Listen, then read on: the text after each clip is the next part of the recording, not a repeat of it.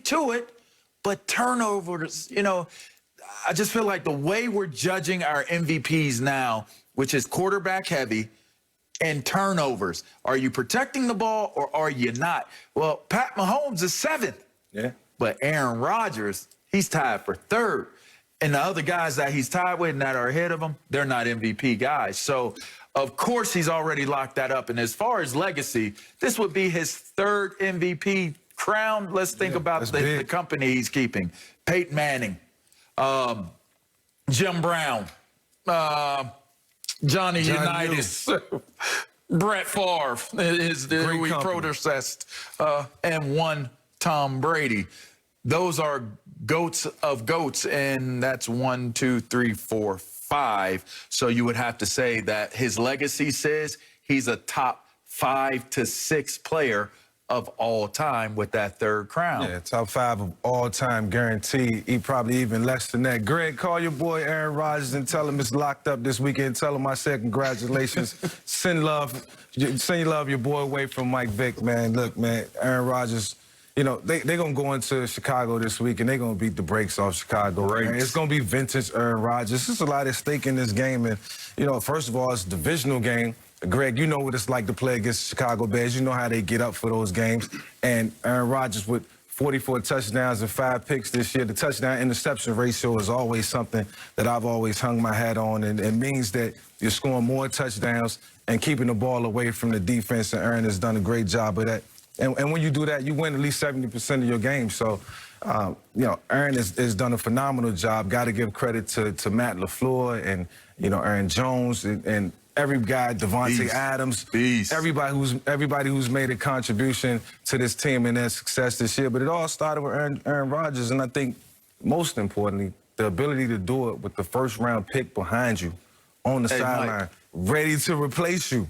I feel like Devontae Adams is probably the best receiver that he's ever had to throw the ball to, including. Nah, I'm messing with you, G.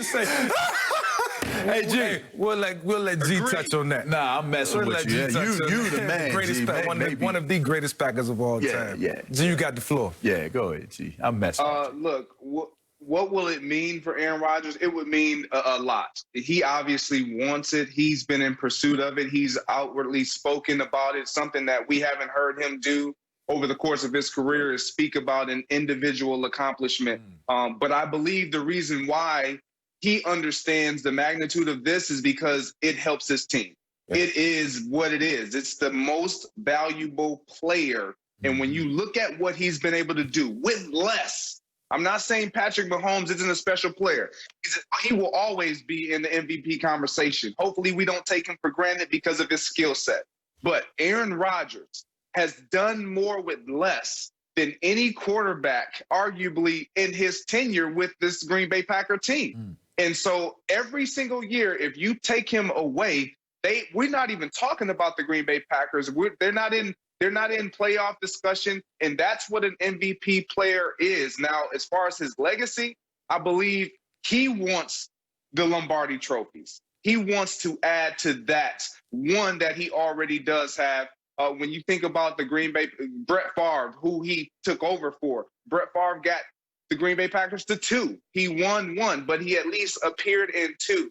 Aaron Rodgers is seeking that more than the individual MVP conversations and the MVP trophies and awards. But we can talk about the team in their totality and possibly losing David Bakhtiari. That is what MVPs, that's when your MVP has to be just that. He has to be special. Because if he doesn't have that guy on his blind side protecting him, we know Aaron Rodgers is one of one that could really eliminate that from being an issue moving forward. And Mike, I will bounce back on you on this. You said that the Green Bay Packers are going to destroy the Bears. And don't get me wrong. I understand where you're coming from, but I disagree. This Chicago Bears team is looking pretty good, and Mitchell Trubisky is playing a different style of game. I'm not saying that they win, but I like what I see out of the Chicago Bears. And this weekend, it has no bearings on the MVP conversation because of what Patrick Mahomes has not done over the last few weeks. Greg, you know what I like about this game this weekend is the fact that Mitchell Trubisky has to show up. Like, he's going to play against the Green Bay Packers team who's fighting for the #1 seed, so he's going to get Green Bay's best. So I can't wait to see how Mitch responds. But the one thing I do like in terms of what you said was Aaron Rodgers getting that second ring. I think his legacy gets cemented with another ring. The MVPs and, you know, all the good stuff, you know, the Pro Bowls, it's all good. I mean, when you look at it on paper, you know, it matches his play. You know, his play has been flawless, like, for every year of his career.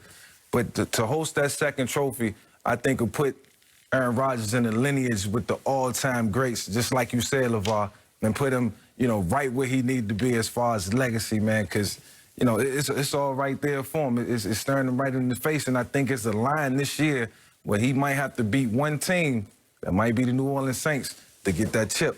You know, it's interesting because they're sitting Pat Mahomes because they have the #1 seed locked up. So you already look at it as, well, they got the #1 seed locked up, but if they felt as though him playing could get him that MVP award, I wonder if they would have still played him. So I almost look at it like, hey, they conceded the fact that Aaron Rodgers is going to get it as well. Right. But I like to look at it also from a holistic standpoint as you guys are attacking it as well. You look at this running game. And I know we're saying, you know, Bakhtiari's gone down with the injury. I get that. God bless. Hope you feel better. Get back right. But this running game has shown to be a superior running game with multiple backs doing so. Aaron Jones, to me, right now, is just as dynamic, if not the most dynamic running back in the game outside of Alvin Kamara and Cook, right? So then you look at Dylan comes out of nowhere. Yeah. That was a shocker. He comes out of nowhere. It's like, where's this kid? He's going to mess up Aaron Jones' money, because how you going to ask for money when you got that situation? Then you start looking at how Devontae Adams is playing and how well he uses his feet and how he was looking like he had like those all-terrain vehicle shoes and treads on. Like, how are you making people miss you, and how are you not slipping out there on the field? I'm looking at this supporting cast of Aaron Rodgers, and I'm saying to myself, it's pretty scary going into this last week of the season with them, because what's taking place right now is you're seeing a level of arrogance and confidence. And I call this type of arrogance, it's like superiority arrogance. It's not the kind that you look and you don't like them and it's like, I hope they lose. You're looking at the arrogance of this team like, you counted me out. That's why everybody was looking at the draft saying, okay, they bring in Jordan Love. You're counting me out because of this draft pick. All right, you're counting us out because you don't think that there's this great supporting cast around Aaron Rodgers. You're looking at this Green Bay Packers team and you're saying, I feel like they should be good and they might be good, but I don't know. Yeah, the same team that's one game away from playing in the Super Bowl a year ago with a new head coach. I tell you what, I'm looking at the confidence level of these guys, the supporting cast of these guys, and I'm excited about how dangerous this team looks, but ultimately how much it plays a part and why Aaron Rodgers has so much success on his way to his third MVP crown. Yeah, G, what do you think this team has to do to get over the hump? I mean, I know this is your former squad, and I know you got a lot of love for them, but if you can pinpoint one thing, what would it be? For me, it's just win in the playoffs when it matters, period. Like, they've checked every box. Regular season, last year they go 13-3. They take their show on the road and get beat by a superior 49ers team and really beat up physically. Yeah. And so, LeVar, you talked about it right out the gate. We all thought this past week, that the Titans were going to brutally, physically outduel the Green Bay Packers, and they didn't. And now that they didn't, it's like, oh my goodness, wait a minute, this team is for real, for real. Mm-hmm. And I'll add this, and then I'll be done. The number one thing that's impressed me more than all the stats and numbers that Aaron has put up this year is his ability to buy in and commit to what Matt LaFleur has brought to the table and their understanding of what each other means and their value. That means so much when you look at this team and what's behind them and what they have on this roster to literally buy in and afford them an opportunity to be in the Super Bowl conversation. It was all about Aaron Rodgers. Would he allow his arrogance to be the other way on the opposite end, or would he allow his ego and his pride to be something that would benefit them and it be dressed a certain way like it's been this year? And that's been the number one telltale for me of why he's been so successful this year and why this team looks so good right now going into the playoff. Yes. Yeah, Greg,